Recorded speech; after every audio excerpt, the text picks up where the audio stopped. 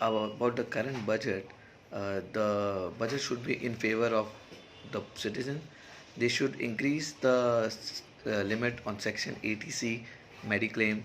Already people have suffered a lot this year. So I hope the government will work on this and increase the tax benefit. With the new wage cut policy, I hope it doesn't affect my take home salary. Second, better banking regulations, releasing restrictions on bank, because several restrictions have been imposed on various banks like PMC, and it's really worrying whether my hard earned money is safe or not. So, yeah, these two are the most important factors which I'm expecting from this coming year's budget. The first and the most important thing I would want government to reconsider is to increase the limit of Section 80C, which is currently 1,50,000. This limit has been same since 2014. The scope of investments and expenses are increased, but the limit is same. So I would want government to increase the limit to 2.5 lakh or 3 lakhs. The second thing would be to decrease the tax rates. So this will leave more disposable income in the hands of a common man, and this will help our country with the crisis. The third thing is the government has been focusing on NPS a lot lately. I would want the government to increase the limit of investments from 50,000 to 1 lakh.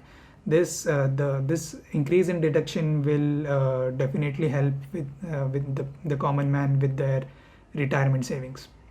We all know that the government has been taking measures to, improve the personal income tax rate of the individuals. Last year also the government came out and increased the tax slab rate to 5 lakh rupees, and they also reduced the corporate tax rate from 30% to 22%.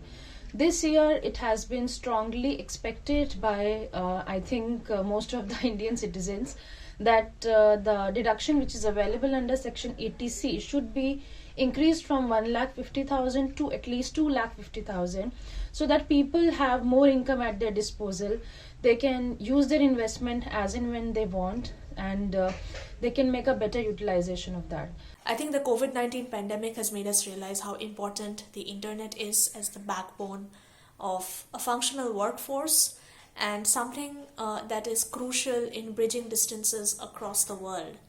So the budget of 2021, I believe, should make the internet a fast, reliable, and most importantly, an accessible service that every citizen across the country, no matter where they are, can utilize to its fullest potential. In this regard, I think the government should also encourage, through its budget, imparting education through the internet, creating opportunities for vocational training, and to encourage young ideators to come forward and create startups in the cyber industry, and thus help create innumerable employment opportunities in the country for the youth of the country. So the internet, I think, in the next decade is the future, and the government should do everything to harness the power that it holds. My budget expectation for 2021-2022 would be to gain more benefits from the taxes we contribute. Also, an increase in an individual's basic salary would be more beneficial, so that we can have a larger take-home income. Number one, lowering of income tax rates to bring down the inflation and to make people more open to expenditure. Number two is investing in our health facilities to make it more resilient and prepare us for unforeseen times such as these. Providing grants and incentives to medical research facilities that are working on, say, the COVID-19 vaccine.